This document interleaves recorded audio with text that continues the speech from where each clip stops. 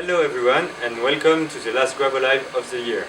Today we are going to show you how to make a greeting card by cutting paper with a laser. In order to make these greeting cards we are going to use a LS100EX Energy and a paper. We have used the software Gravostyle in order to realize the cutting job. The blue color represents the dotted line which will be used to fold the paper. The pink color is used for cutting. The green color represents the leaves that will be cut in dotted line.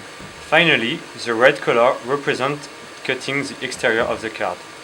We have placed the paper in the laser and let's start the cutting.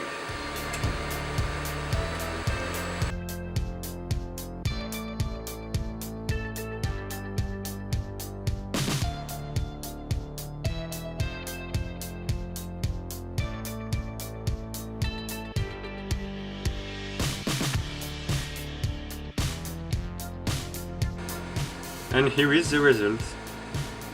And now we have to fold the card and put the sweet words inside. Thank you for watching us, and I wish you a Merry Christmas and a Happy New Year, and see you next year for a new season of Gravolive.